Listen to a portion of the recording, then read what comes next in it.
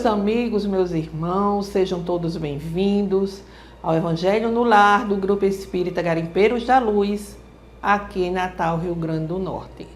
É sempre uma alegria muito grande estar aqui com vocês a cada domingo para o nosso encontro, mesmo um encontro breve, singelo, mas um momento de levarmos reflexão em torno de ensinamentos relevantes sobre o Evangelho do Cristo. Não vamos esquecer de deixar ali o recipiente com a água a ser fluidificada durante a reunião pelos guias espirituais. Caso em algum momento, algum domingo, esquecermos, estejam certos de que foi esquecimento e providencie ali o seu recipiente. Se você assiste sozinho, um copo, dependendo do grupo, uma pequena jarra, e ingerir essa água como medicamento que é. Ali ele tem exatamente, essa água vai ter o que nós precisamos para o nosso equilíbrio, né? Para o nosso bem-estar. Aquilo que realmente necessitamos e merecemos, certo? É necessário ter esse entendimento. Nós necessitamos, mas nem sempre merecemos uma cura absoluta total. Mas o importante é o remédio que é o Evangelho. O remédio da nossa alma, né? Da nossa que vai nos possibilitar a nossa transformação. Então vamos dar início com a leitura preparatória, né? Livro Pão Nosso, ditado pelo Espírito Emmanuel a Chico Xavier. A mensagem de hoje é 89. Bem-aventuranças.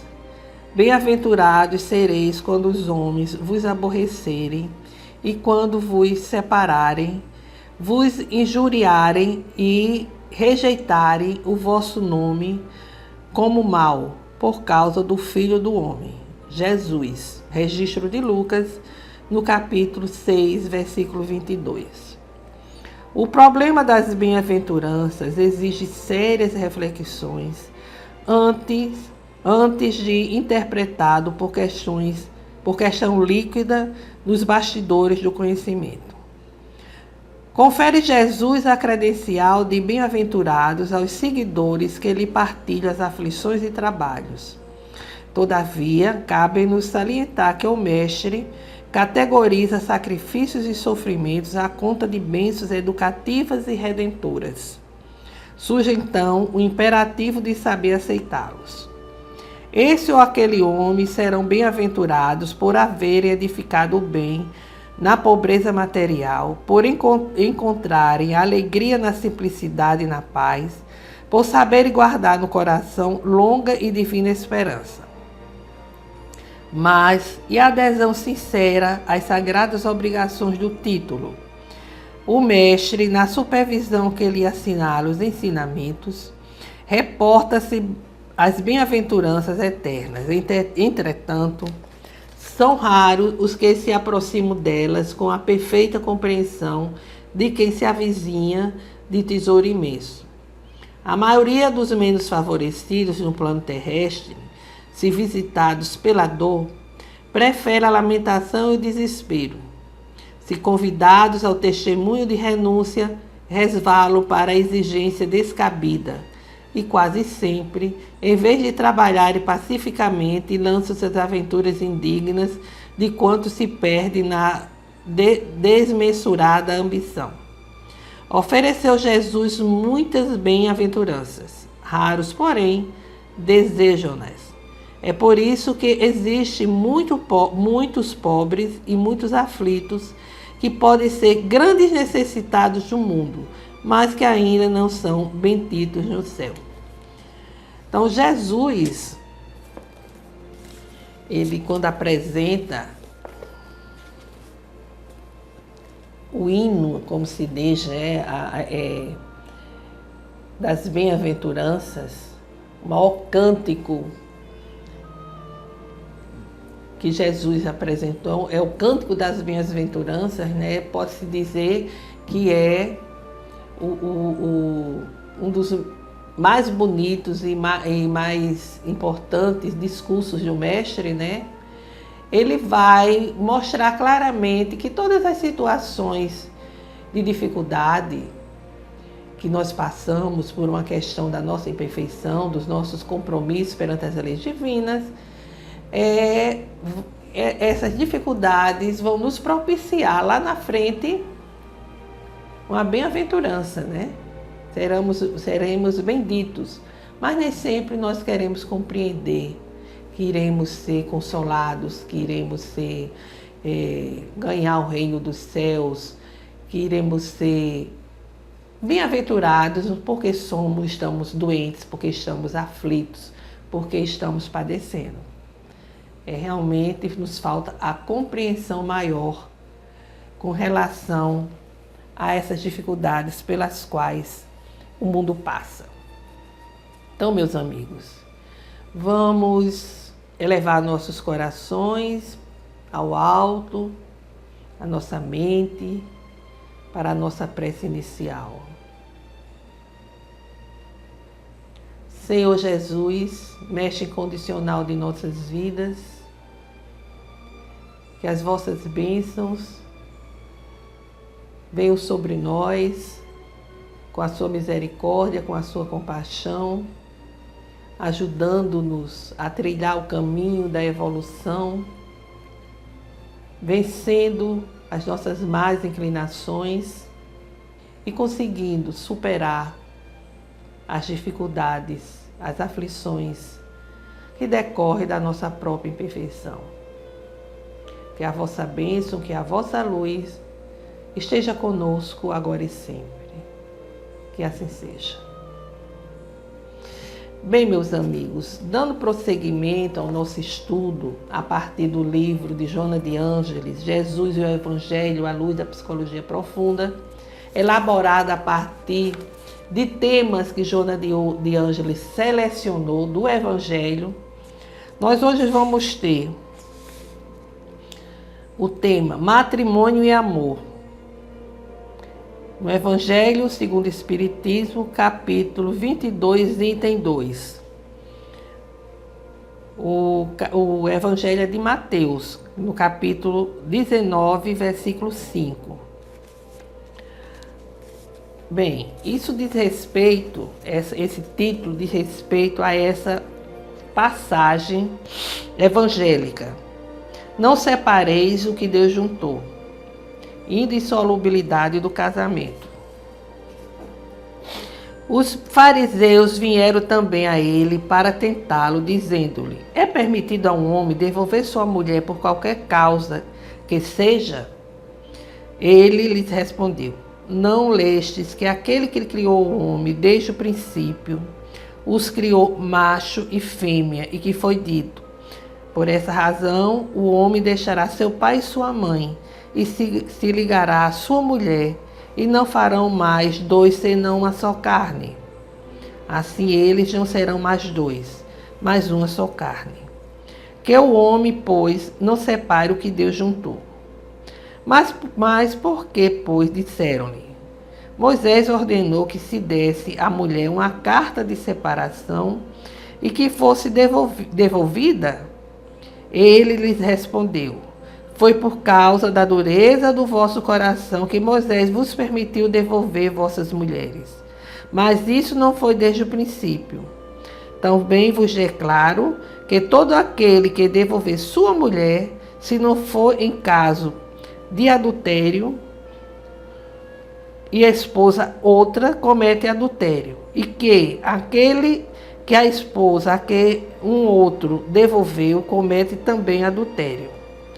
É o registro em Mateus, no capítulo, como a gente já falou, 19, versículo 3 a 9. É necessário dizer que Jesus se encontrava em um contexto histórico, cultural, onde os costumes, os hábitos e costumes eram bastante específicos. E ele respondeu, falou para essa situação, para essa realidade. Quando Jesus diz Não separe o homem, o que Deus juntou, são palavras que Jesus expressa naquele momento e que deve ser entendida no caso da união de seres ligados por afinidade espiritual e de muito afeto, porque estão de acordo com as leis de Deus. Não separe o que Deus juntou, porque o que é que Deus juntou? Deus juntou aqueles que estavam exatamente unidos, sintonizados pelo amor, pelo afeto, porque a lei divina é imutável. É a mesma em todos os tempos e em todos os lugares, países, enfim. Enquanto a lei humana, como sabemos, muda segundo o tempo, os lugares e o progresso da inteligência. O casamento constitui um dos primeiros atos de progresso da humanidade, porque estabelece a solidariedade fraterna entre os seres. No casamento, o que é de ordem divina é a união dos sexos, para que se opere a substituição daqueles que morrem, ou seja, para que se cumpra a lei de reprodução. Porém, as condições que regulam a união diferem. É diferente. Se a gente observa do Oriente para o Ocidente, são diferenças imensas, enormes, né? A forma como eles lidam com o casamento, com o relacionamento. Tem inclusive lugares com a poligamia. O sheik tendo várias mulheres, desde que tenha condições de sustentá-las e sustentar os seus filhos, né? A gente vê isso na cultura árabe, por exemplo, né? E as condições que regulam a união, elas são humanas. Em um lugar, o que vale é a união religiosa, é o casamento religioso. Já em outras, o que vale é o civil. E há aqueles lugares que estabelecem os dois, o casamento religioso e o civil, ou seja, é bastante diferente. É diferente o que a gente vê hoje em dia do que os nossos pais vivenciaram. Os nossos avós nem se fala. E hoje nós temos outras formas de uniões, né? As uniões homoafetivas, por exemplo, entre pessoas do mesmo sexo, são as mais variadas maneiras, formas que o casamento acontece. Quando a união ocorre apenas pelos laços da carne, pelos interesses materiais, se procura casar, não porque se gosta, não se vê, quer dizer, a questão moral do outro, mas um interesse puramente material, financeiro, a pessoa quer uma projeção social, quer ganhar com aquela união. Então, esse tipo de união, ela está fadada às frustrações, à traição, à violência, certo? E, logicamente, à separação. São os embates os mais variados. A gente vê cotidianamente, a gente vê nas redes sociais fotos lindíssimas de pessoas que se amam, que se gostam, tudo maravilhoso, brindando a vida. Aí há o casamento pomposo, milhões e milhões gastos, e depois se sabe que aquele casal estava numa relação abusiva, porque quando começa a convivência debaixo do mesmo teto, cada um vai se mostrar como é, nós nos desnudamos e mostramos como nós somos, com as nossas limitações, com as nossas manias, com os nossos defeitos, e como não há o amor, não vai existir paciência nem tolerância. Aí vem os embates. Aí vem o ciúme. Aí vem o egoísmo que não dá margem para a paciência, para a tolerância, para a compreensão, para o respeito. E a gente vê situações muito sérias mesmo. E ocorre o quê? Suicídio. A pessoa não quer sair daquele relacionamento, o outro não permite, a família pressiona, o prejuízo que você vai ter financeiro, você tem tudo o que quer, você tem tudo às suas mãos. E a atenção, e o carinho, o respeito, a consideração. Ninguém pensa nisso, né? Porque falta amor. E quando falta amor, falta tudo mais. Falta, por exemplo, a união, o companheirismo, o dar as mãos para se enfrentar as adversidades, as dificuldades. Então, são relações que já estão perante Deus desfeitas. Porque o que une as criaturas, as pessoas, segundo a orientação dos espíritos, é a afinidade, a sintonia, o carinho, o respeito, o amor. Ah, mas o amor, isso é coisa, isso é fantasia. Não, não é fantasia. É um sentimento nobre, que deve ser por nós buscado e desenvolvido. Mas o egoísmo é tão grande que nesses relacionamentos, a pessoa que se sente prejudicada, ofendida, por exemplo, foi agredida verbalmente, foi traída, quer fazer o mesmo para revidar, para se vingar. Aí é uma bola de neve que se estabelece e, como já afirmamos, aí vem suicídio, vem homicídio, e hoje em dia está uma coisa muito séria, a sociedade armada, com acesso fácil ao armamento, tem uma arma dentro de casa. Ora, uma pessoa que é desequilibrada emocionalmente, tem uma inconstância muito grande de emoções. No momento de desespero, de raiva, comete uma coisa ou outra. Aqueles que matam depois se cometem o suicídio. Aí vão estar ligados no mundo espiritual. Deus sabe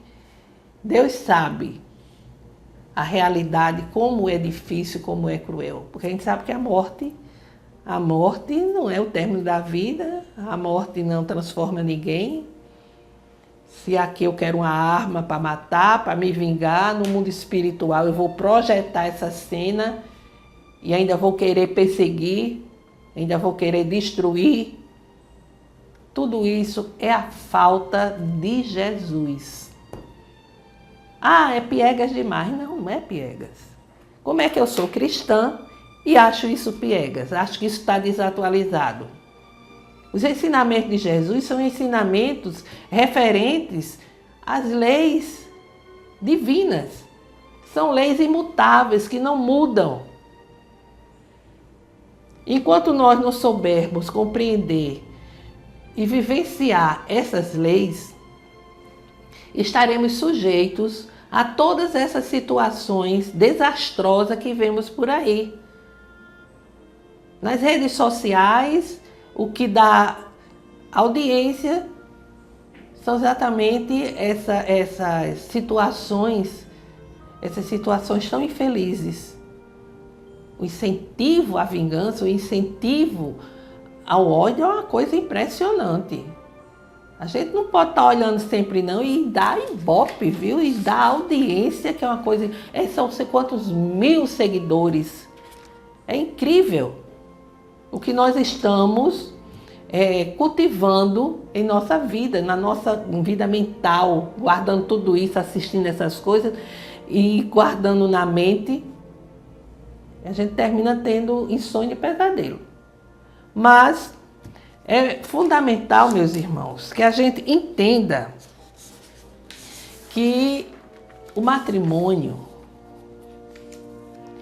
ele é realmente um progresso da humanidade. Quando a gente fala em matrimônio, a gente fala no companheirismo, nas uniões, né? um progresso da humanidade, porque vai permitir a solidariedade entre os parceiros, a solidariedade entre as famílias. Aí vem os filhos, né? Onde se vai ter a missão de caminhar esses espíritos para o bem, para desenvolver os valores morais, enfim. Quando se está unido pelos laços da matéria, dos interesses materiais, aí as separações ocorrem para separar o que legalmente de fato já está separado. Perante Deus já estão separados. Não é o divórcio contrário à lei de Deus, porque apenas vai estabelecer, legalizar uma situação que já existia. E é exatamente essa lei que é importante para colocar no papel os direitos dos cônjuges e assegurar os direitos da prole, né? A lei humana oferece esses critérios que, de certa forma, ampara, né? Ampara as pessoas de uma forma que não se estabeleça aí maiores problemas, maiores conflitos. E a gente sempre que fala nesse assunto, nós costumamos ler essa passagem de Emmanuel, no livro Vida e Sexo. Através do casamento, voltam a encontrar-se espíritos comprometidos entre si na área da afetividade, num casamento difícil para os ajustes que lhe pacificarão a consciência.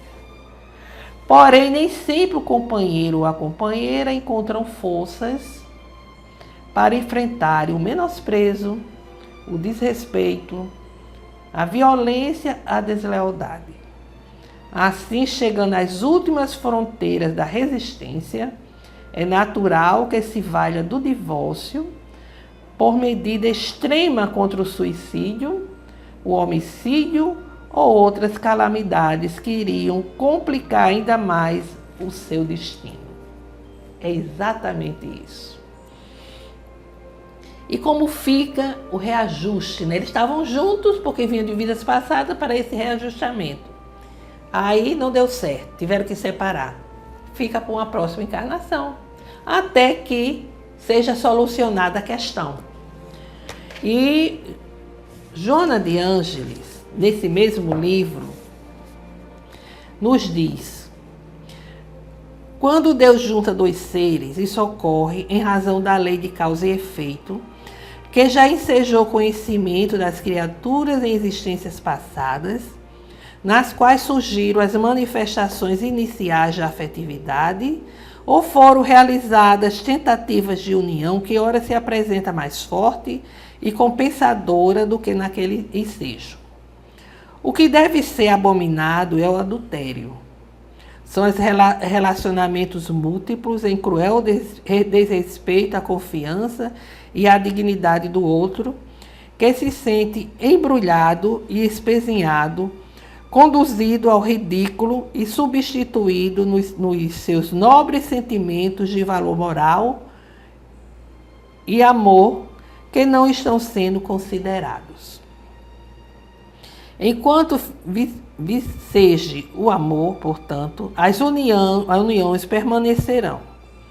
Isto não equivale a dizer que, ante qualquer diminuição de afetividade, logo se pensa em separação, tendo-se em vista que o emocional experimenta alterações constantes, produzindo estados de desinteresses, de conflitos, de inquietações, que deverão primeiro ser superadas, antes que ampliados por decisões certamente infelizes. O matrimônio é um compromisso sério que deverá sempre ser resultado de seguro amadurecimento, precedido de reflexão profunda e dever emocional para com o si e para com o próximo, a fim de que sejam os dois seres uma só carne. Ou seja, Joana, aqui ela conclui o que Emmanuel já disse, né? Que é necessário, diante dos embates da vida, até mesmo daquela fase de desinteresse, as alterações, inclusive no emocional, que a pessoa possa enfrentar essa situação, possa administrar de forma a ter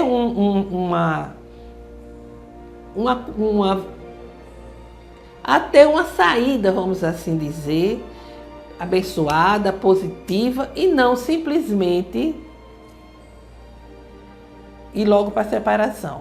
Porque às vezes nós separamos, uma pessoa separa porque não aguenta mais, porque o outro é assim, é assado, aí separa. Aí encontra outro amor da vida. Só que aquele outro amor da vida também tem as suas imperfeições. Tem os seus vícios, suas inquietações. E aí, na convivência, o que é que vai acontecer? Quando essas manias, esses vícios, essas imperfeições começarem a surgir, aí vem as crises. E aí pode a pessoa ficar pulando de um relacionamento para outro e sempre culpando o outro pela situação. Então é necessário pensar, refletir. Ninguém tem uma receita, ninguém tem uma varinha de condão. Não. É necessário que cada um seja responsável pelos seus atos, pelas suas decisões, mas consciente de que os atos e as decisões têm suas consequências. Há consequências porque nós somos submetidos à lei de causa e efeito. Vamos procurar em Jesus, nos ensinamentos espíritos, o fortalecimento para essas adversidades. Então, dada assim a sugestão de estudo e reflexão para a semana, façamos agora as nossas vibrações. Vamos emitir um pensamento, um sentimento, querendo ajudar sinceramente, uma vibração de amor, de paz, de saúde, de esperança.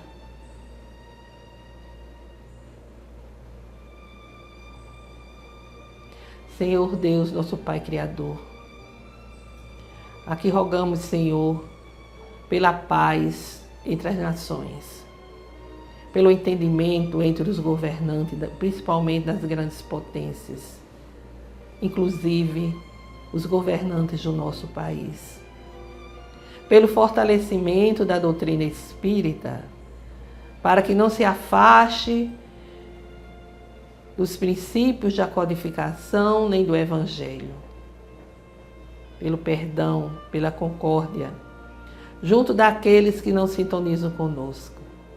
Rogamos, Senhor, por todos os doentes, enfermos do físico e da alma, quantos em desespero e em amargura, que o amparo chegue a todos eles, levando fé e esperança aos seus corações.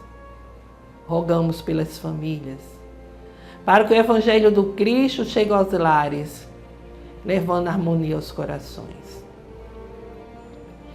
Vamos fazer uma pequena pausa para que cada um apresente as suas rogativas específicas.